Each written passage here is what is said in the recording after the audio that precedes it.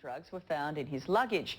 He was in the country to promote Rocky Balboa, a movie his own family didn't want him to make. Before leaving the country, he spoke to Richard Wilkins. To beat this guy, you need speed. You don't have it.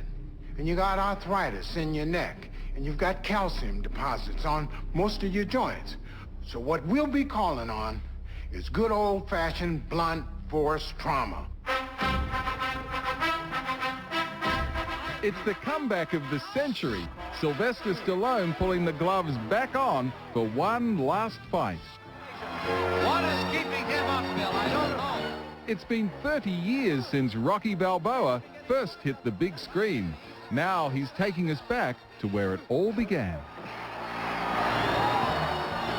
I felt like, I'm coming back to some old battlefield and reminiscing. And I thought, well, if the audience can get behind that too, then I've succeeded in kind of taking them through this nostalgic trip, which in the end, we really don't learn all the lessons until sometimes it's too late to apply them. But it ain't about how hard you hit.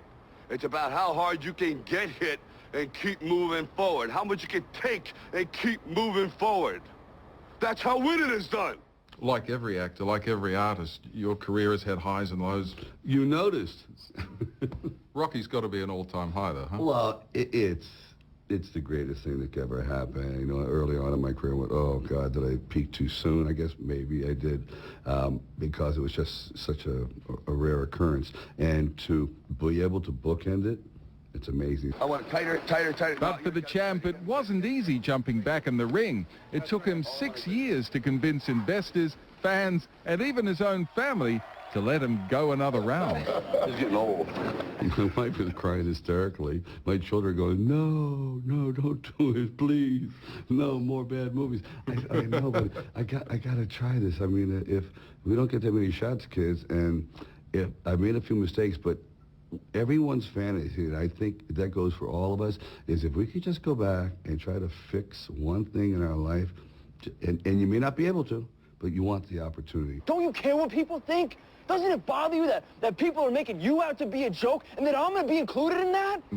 You as a dad must be a blast. I think it's easier for girls and boys. Boys have that kind of like, they want to cross swords with their father a little bit, and how to, like in the movie, standing in their shadow, and I go through that. And that speech in the film is very biographical. I've done it many times. I'm coming to get you. And if one resurrection wasn't enough to drive his family mad, Stallone is about to start shooting Rambo #4, another massive physical challenge. The shape you're in. I mean, we're all sitting in the movie, sucking our guts in, and look at you. What are you, 60 or something? And you're mad. Yeah, 6'0". Actually, I was a spry 59.5 when I did the film. And I said, oh, but it was crazy. It was crazy. And while Sly has never publicly admitted having a little chemical help to maintain his incredible physique, questions were raised when he had a run-in with Australian Customs on Friday night. I just made a mistake. Customs are just doing their job. But despite his rocky trip down under, Stallone is just happy to be bringing the Italian stallion back to Australian cinemas. It's been a long time since I've had anything I'm proud of, too. And Australia has been very, very loyal. It's been good to me.